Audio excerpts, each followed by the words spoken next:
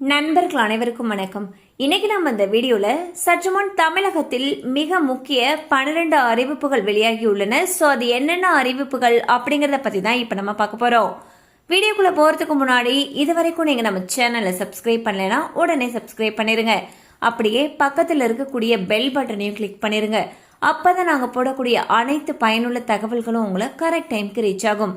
இப்ப வாங்க வீடியோக்குள்ள போலாம். விவசாய அடையாள எண் பெற மே 31ஆம் தேதிக்குள் உழவர்கள் தவறாமல் பதிவு செய்ய வேண்டும் என்று தமிழக அரசு உத்தரவிட்டுள்ளது.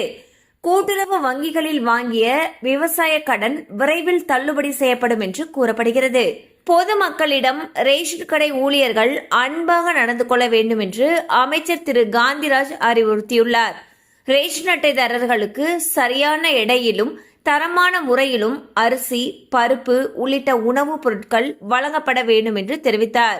தமிழகம் முழுவதும் 3 நாட்களில் 844 ரவுடிகள் கைதாகியுள்ளதாக போலீஸ் தெரிவித்துள்ளது. பள்ளிகள் திறப்பை ஒரு வாரத்திற்கு தள்ளி வைக்க வேண்டும் என்று தமிழக அரசை தனியார் பள்ளி சங்கங்களுடைய கூட்டமைப்பு வலியுறுத்தியுள்ளது. ஏற்கனவே தமிழகத்தின் பல மாவட்டங்களில் வெப்ப அலை வீசுவதை சுட்டிக்காட்டி இந்த கோரிக்கையை பெற்றோர்களும் விடுத்திருந்தனர். விவசாயிகளுடைய நீண்ட நாள் கோரிக்கையை ஏற்று முதலமைச்சர் திரு விஜய் அவர்கள் உத்தரவு பிறப்பித்துள்ளார்.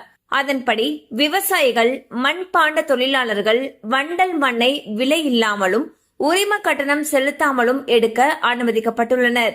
இன்ஜினியரிங் மற்றும் டாக்டர் படிப்புகளுக்கு ஒருங்கிணைந்த நுழைவுத் தேர்வு நடத்துவது குறித்து மத்திய அரசு பரிசீலித்து வருகிறது. ஓதுவார் பயிற்சி பெறும் மாணவர்களுக்கு ஊக்கத்தொகையாக 5000 ரூபாய் வழங்கப்படும் என்று அறநிலையத்துறை அறிவித்துள்ளது.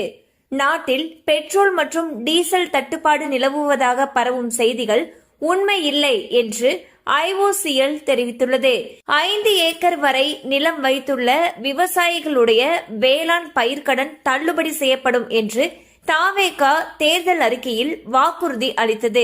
இதுகுறித்து செய்தியாளர்களிடம் பேசிய அமைச்சர் திரு வினோத் அவர்கள், கடன் தள்ளுபடி தொடர்பாக முதலமைச்சர் திரு விஜய் அவர்கள் விரைவில் முடிவெடுப்பார் என்று தெரிவித்துள்ளார். முதலமைச்சர் திரு விஜய் அவர்கள் பொறுப்பேற்றதும் 717 டாஸ்மாக் கடைகளை மூடும் அறிவிப்பை வெளியிட்டார்.